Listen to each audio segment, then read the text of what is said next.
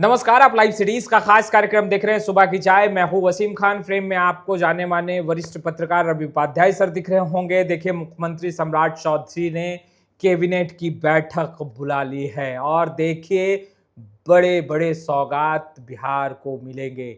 संध्या 5 बजे ये बैठक होगी, मगर देखिए तेजस्वी दहाड़े हैं और पटना से दिल्ली जाने के क्रम में तेजस्वी यादव ने बहुत कुछ कह दिया है।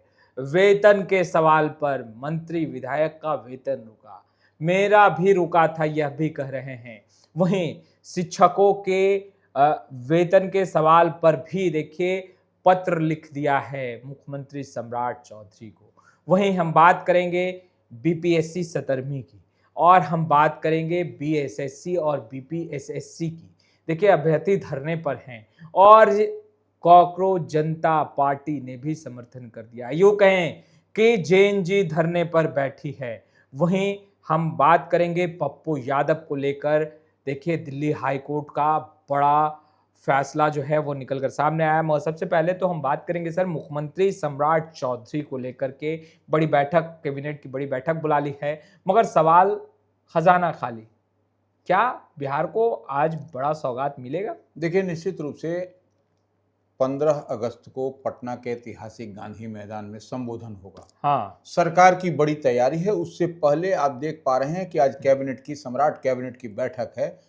तो निश्चित रूप से आज जो कैबिनेट जो बैठक है उसमें अंतिम मुहर लगेगी। अच्छा। और आप देखिएगा कि ऐतिहासिक गांधी मैदान से जो सरकार का विजन होगा और क्या कुछ होगा, अमूलचूल परिवर्तन विभाग में या वेतन में या फिर प्रमोशन में या फिर बिहार का जो विजन होगा, सम्राट चौधरी का जो विजन होगा, जो डबल इंजन की सरकार है, भाजपा के नेतृत्व में सम्राट चौधरी मुख्यमंत्री बने, उनका विजन आपको गांधी मैदान से गरजता हुआ सुनाई पड़ेगा। अच्छा। उसकी मुकम्मल तैयारी आज जो सो कैबिनेट पर उस पर मुहर लगेगी।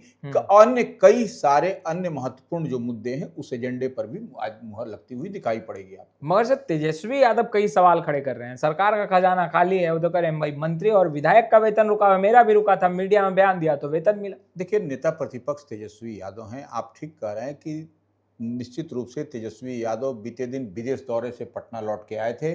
उसके बाद थोड़ा सा वह चार्ज हुए या फिर रिचार्ज अपने कार्यकर्ताओं को किए, फिर वह बीते दिन दिल्ली की ओर प्रस्थान किए। खैर, वह दिल्ली क्यों गए हैं उस पर भी हम प्रकाश डालेंगे, लेकिन उससे पहले आप इतनी बात समझ लीजिए, वह कह रहे हैं खजाना खाली है, मंत्री और विधायकों को वेतन भुगतान नहीं हो पा रहा है, यह चर्चा का विषय है। बिहार के डेवलपमेंट की बात तो नहीं की जा रही है, लेकिन अब मंत्री और विधायकों की वेतन पर चर्चा खासा हर जगह हो रही है। ये एक बात कह रहे हैं। और देखिए, वह कह भी रहे हैं कि मेरा भी वेतन खुद का रुका था उनका, लेकिन जब मीडिया में इस बात की चर्चा हुई उसके बाद से उनका वेतन मिल गया। लेकिन अन्य मंत्रियों और विधायकों का वेतन पर चर्चा हो रही है कि नहीं मिल रहा है। यह एक बड़ी बात वो बोल रहे हैं। और देखिए, सबसे बड़ी बात है कि वह कह रहे हैं सरकार का खजाना खाली है, इस लिहाज से वेतन भुगतान में आपको देरी हो रहा है या झोलझाल हो रहा है या विलंब हो रहा है या तमाम तरह की बात अब वो कह रहे हैं।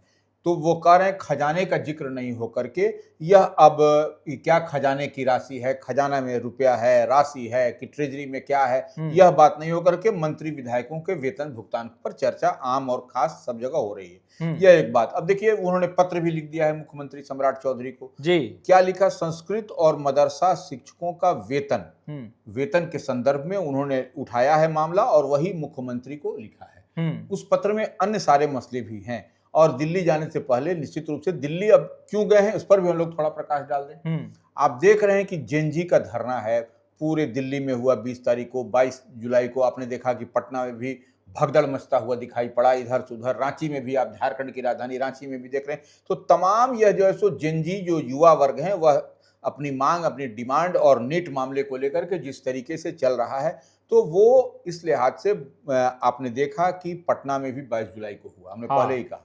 तो अब देखिए, वहां पर अब एक इंडिया ब्लॉक की क्या रणनीति होगी आने वाले समय में। वह आपने देखा भी कि राहुल गांधी बीते दिन उत्तर प्रदेश में थे और बिहार से छात्र छात्राओं को बुला करके वह संवाद कर रहे हैं। हाँ, संवाद स्थापित किया, किन स्थितियों किन परिस्थितियों में हुआ।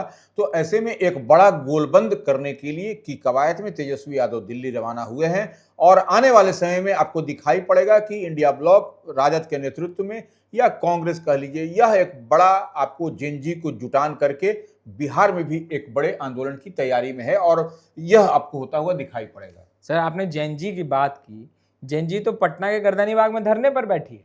देखिए, निश्चित रूप से आप ठीक कह रहे हैं, जेनजी जो युवा हैं उसमें अब जैसे बीपीएससी बिहार लोक सेवा आयोग की हम बात करें, आपको बीएसएससी जो दरोगा भर्ती करता है या अन्य कंपटीशन की तैयारी बीपीएससी कराता है, तो वह तीनों के जो अभ्यर्थी हैं या तीनों के जो परीक्षार्थी हैं वह जो धरना पर बैठे हैं गर्दनीबाग, जो यहाँ का नोटिफाइड जगह है, एरिया में धरना के लिए चिन्हित किया गया है, वहां पर है बीपीएससी 17वीं बीपीएससी को रद्द करने की और फिर से एग्जाम लेने की बात हो रही है। इसके लिए धरना पर गर्दनीबाग में बीपीएससी के अभ्यर्थी या जो भी परीक्षार्थी जो भी समझ लीजिए वो धरना पर बैठे हैं। इसी तरीके से दरोगा भर्ती हम लोग बात करते हैं बीएसएससी का, वह लोग भी धरना पर बैठे हैं कि 1799 दरोगा भर्ती का जो वैकेंसी था निकाला गया था उसके रद्द करके और फिर से परीक्षा करने की मांग पर परीक्षा रद्द करके पुनः कराने की फिर से कराने की मांग को लेकर के धरने पर हैं। अब इसी तरीके से बीपीएसएससी की जो परीक्षा जो है उसके लिए फिर से वो लोग धरना पर हैं और ये धरना जारी है उन लोगों का, यह चल रहा है। तो ये एक तरीके से कहा जाए कि जेनजी ने धरना शुरू कर दिया है पटना में और ये गर्दनीबाग में जेनजी जो तमाम जो परीक्षार्थी हैं अभ्यर्थी हैं उन लोगों की तरफ से धरना दिया जा रहा है, अलग अलग डिमांड है। तो ये देखिए, निश्चित रूप से यह सुलगता आग अब धीरे धीरे सुलग रहा है। पटना में भी हम जो पहले कहे कि अब कुछ बड़ी तैयारी है और इसको हवा देने की जरूरत है, तो निश्चित रूप से आपको यह दिखाई पड़ रहा है कि किस तरीके से यहाँ पर अब तैयारी हो रही है। और देखिए, जो जेनजी के धरने की बात आप गर्दनीबाग धरना में कर रहे हैं उसको जो है सीजेपी ने भी समर्थन किया है, कॉकरोच जनता पार्टी ने भी उसका वीडियो जारी करके समर्थन किया है। तो हम इसी बात को कह रहे हैं, इसी बात को डिकोड कर रहे हैं कि एक बड़ी तैयारी पटना में भी यह आग सुलग रही है धीरे धीरे, यह कहीं ना कहीं बड़ा रूप और स्वरूप न ले। सर, सीपीआई-एमएल के विधायक संदीप सौरभ ने भी समर्थन किया है, मगर सवाल यह है कि ये तमाम जिन आयोगों का आपने जिक्र किया, बीपीएससी हो या बीएसएससी हो या बीपीएसएससी हो, अभ्यर्थी ये कह रहे हैं कि बार बार फॉर्म भरवाया जाता है और फिर कहा जाता है कि 200 सीट और बढ़ा देते हैं, फिर एक्सटेंड होता है, तो और परीक्षाएं जो होती हैं उसमें ट्रांसपेरेंसी नहीं रहती है।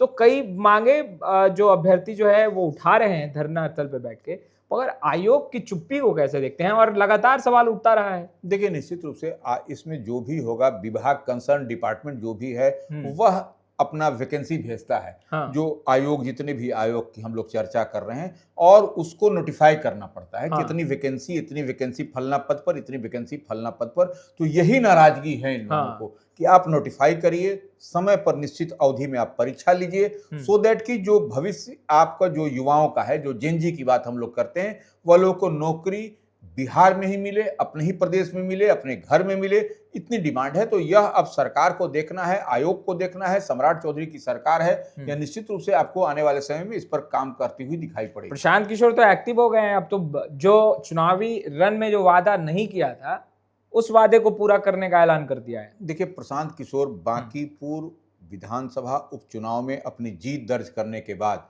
वह खासा उत्साहित हैं और वह एक बड़ी लकीर खींचने की कवायद में है। आपने देखा भी कि बीते दिन कहां कहां वह अन्य राज्यों के दौरे पर थे और बड़े बड़े नेताओं से मिलते हुए वह दिखाई पड़े, जो कि एनडीए के अलग फोल्ड के वो नेता हैं।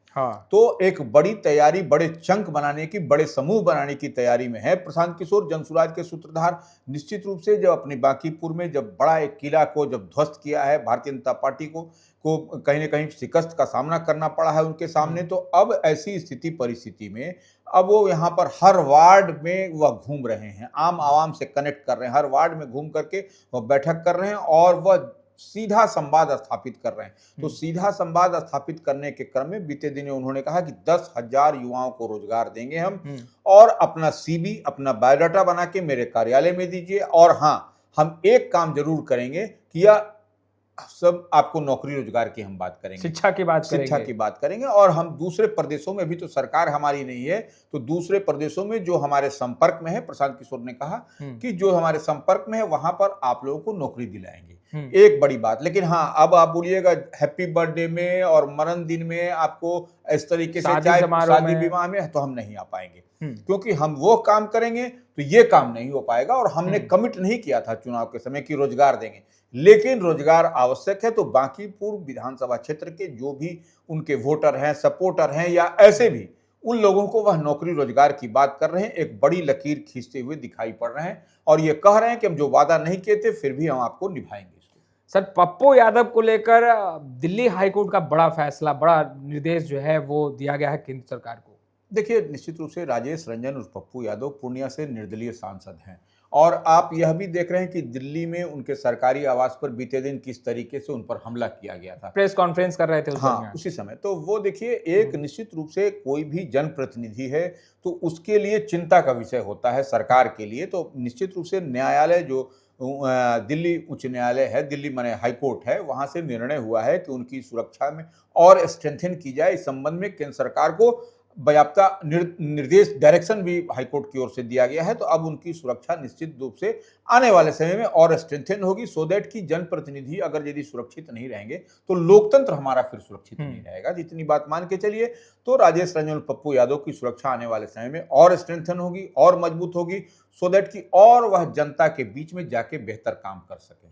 तो आपने सुना वरिष्ठ पत्रकार रवि उपाध्याय सर को। देखिए, जहां एक तरफ सम्राट की सरकार लगातार बिहार में विकास को लेकर काफी एक्टिव दिखाई दे रही है, कैबिनेट की बैठक, बड़ी बैठक बुलाई गई है, देखना होगा कि बिहार को क्या कुछ सौगात मिलता है, रोहित सर ने विस्तार से बताया है। मगर जेएनजी धरने पर है और कहीं ना कहीं सरकार से सवाल भी पूछ रही है। तेजस्वी यादव पटना से दिल्ली रवाना हुए, मगर क्यों रवाना हुए यह भी वरिष्ठ पत्रकार रवि उपाध्याय सर ने हमें बताया। फिलहाल इस वीडियो में इतना ही। अब तक आपने हमारे चैनल को सब्सक्राइब नहीं किया है, तुरंत सब्सक्राइब कर लें। आपका बहुत बहुत शुक्रिया।